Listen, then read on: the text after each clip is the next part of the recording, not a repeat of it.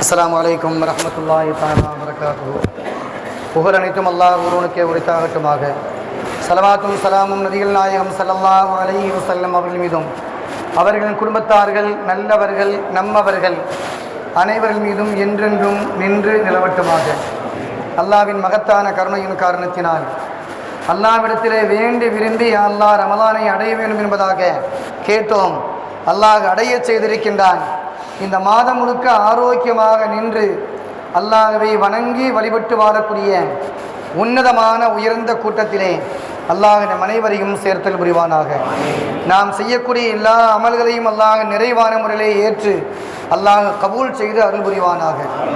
கண்ணியமிக்கவர்களே, இன்று ஓதப்பட்ட வசனங்களிலே அல்லாஹ் எவ்வளவோ செய்திகளை சொல்கின்றான்.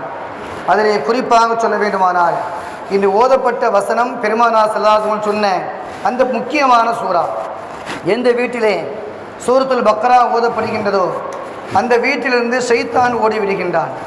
அல்லாஹ்வினுடைய முழுமையான பாதுகாப்பு கிடைக்கின்றது என்பதாக சொல்லித்தந்த அந்த சூறாவினுடைய முக்கால் பகுதியை அல்லாஹு தஆலா ஓதுவதற்கும் கேட்பதற்கும் அல்லாஹ் நசீபை தந்திருக்கின்றான். அல்லாஹ் நன்மைகளையும் நிறைவாக அல்லாஹ் வாரி வழங்குவானாக.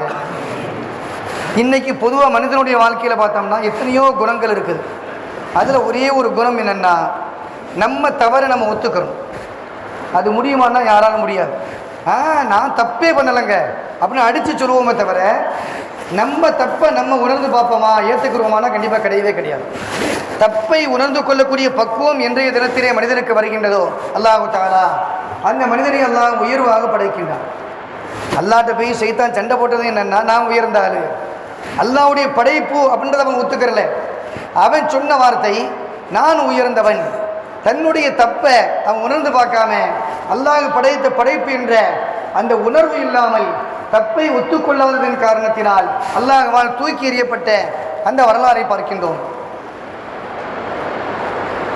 பாத்தியுல் முஆலி என்று சொல்லக்கூடிய ஒரு பெரியவர்கள், மிகப்பெரிய ஸ்ரீதேவி. அவங்க எப்போ பார்த்தாலும் அழுதுகிட்டே இருப்பாங்களாம். ஒரு தடவை ஒரு மஜ்லிஸில் எல்லாரும் உட்கார்ந்துருக்கிறாங்க. அவங்க தேம்பி தேம்பி அழுகிறாங்க. அப்போ அங்கே இருந்த நண்பர்கள்லாம் கேட்குறாங்க, ஏங்க அழுகிறீங்க? அழுகிறதுக்கு காரணம் என்ன? கண்ணெல்லாம் சிவந்து போச்சு, கண்ணீர் வர்றதுக்கு பதிலாக ரத்தம் வர்ற அளவுக்கு நீங்கள் அழுக ஆரம்பிச்சிட்டீங்களே, என்ன காரணம் அப்படின்னு எல்லா நண்பர்களும் கேட்டாங்க. அவங்க சொன்னாங்க, என் தப்பை நினச்சி பார்க்குறேன் அப்படின்னாங்க. நீங்கள் அல்லாஹ் வணங்க தானே செய்கிறீங்க, என்ன தப்பு பண்ணிட்டீங்க அப்படின்னு மக்கள் கேட்குறாங்க. அப்போ அவங்க சொல்கிறாங்க, நான் அமல் செய்யும் நேரங்களிலே என்னையும் அறியாத வண்ணமாக தப்பான எண்ணங்கள் வந்திருக்கலாம். அல்லாஹ்விற்காக செய்ய வேண்டிய அந்த எண்ணம் இல்லாமல் பிறருடைய முகஸ்துதிக்காக நான் செய்திருக்கலாம். இப்படின்னு ஒவ்வொரு காரணமாக சொல்லிட்டு நான் செஞ்ச அமல் அல்லாஹ் ஏற்றுக்கிறவானா ஏற்றுக்கிற மாட்டானா தெரியாது, அதனால் அதை நினச்சி ரொம்ப வருத்தப்படுறேன் அப்படின்னு சொல்லி அவங்க அந்த செய்தியை சொல்கிறாங்க. அப்போ நண்பர்கள்லாம் சொல்கிறாங்க, எங்களுக்கு விவரம் தெரிஞ்ச நாள்லேருந்து நீங்கள் அமல் தான் செய்கிறீங்க, நல்ல அமல் தான் செய்கிறீங்க, எந்த பாவத்தையும் செய்யலை, நீங்கள் அழுக வேண்டிய அவசியம் இல்லை அப்படி எல்லாரும் ஆறுதலை சொல்கிறாங்க. சில காலங்கள் வாழ்ந்ததற்கு பின்பாக அந்த பெரியவர்கள் உலகத்தை பிரிந்து விடுகின்றார்கள். இறந்ததற்கு பின்பாக அல்லாஹ்வை சந்திக்கின்றார்கள். அல்லாஹ் கேட்குறான், ஏங்க தேம்பி தேம்பி அழுதிங்க, ரத்த கண்ணீர் வடிச்சிங்களே, என்ன காரணம்? அல்லாஹ் கேட்குறான். அந்த பெரியவங்க சொல்கிறாங்க, யா அல்லாஹ், நான் எவ்வளோ பாவம் செஞ்சிருப்பேன், உன்னுடைய பாவத்தை நீ மன்னிப்பியா? உன்கிட்ட வந்து எப்படி தைரியமான சொல்கிறது அப்படின்னு பயந்துக்கிட்டு தான் நான் அழுதேன் அப்படின்னு சொல்லும்போது, எந்த பாவத்தையும் செய்யலைங்க, நீங்கள் செஞ்ச எல்லா காரியமும் நன்மையான காரியம்தான் அப்படின்னு சொல்லி அல்லாஹ் சொல்கிறான். அல்லாஹ் சொல்லிட்டு எல்லா பாவங்களையும் மன்னித்து விட்டேன் அப்படின்னு அல்லாஹ் சொல்கிறான். இவங்க இறந்ததுக்கு பின்னாடி நண்பர்களில் ஒருத்தர் கனவு காண்கிறார். அந்த கனவுல இந்த பெரியவர்களை கனவில் காணுகின்றார்.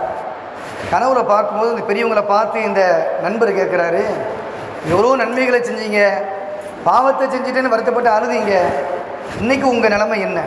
மறுமைக்கு போயிட்டீங்க, நீங்கள் எந்த அந்தஸ்தில் இருக்கிறீங்க, எந்த ஸ்டேஜில் எல்லாம் உங்களை வச்சிருக்கிறான் அப்படின்னு கேட்கும்போது அந்த பெரியவர் சொல்கின்றார்கள், அல்லாஹு தஆலா நான் தேம்பி அழுகையின் காரணத்தினால் வாழ்க்கையில் நான் தப்பு செஞ்சிட்டேன் நினச்சி என்னுடைய பாவத்தை நான் ஒத்துக்கொண்டதின் காரணத்தினால் அல்லாஹு தஆலா என்னை உயர்ந்த அந்தஸ்திலே வைத்திருக்கின்றான் என்பதாக சொன்ன செய்திகளை பார்க்கிறோம். இதே போல தான் சஹாபா பெருமக்களுடைய வாழ்க்கையில் ஆரம்ப கால நோன்புனுடைய காலம். அப்போ தொடர்படியான நோன்பு, கொஞ்ச நேரம் கேப் இருக்கும், ஒரு அரை மணி நேரம் 1 மணி நேரம் கேப் இருக்கும். அதுக்குள்ளே இஃப்தாரும் பண்ணிக்கிறணும், சகரும் வச்சுக்கணும். அப்படி ஒரு காலகட்டம்.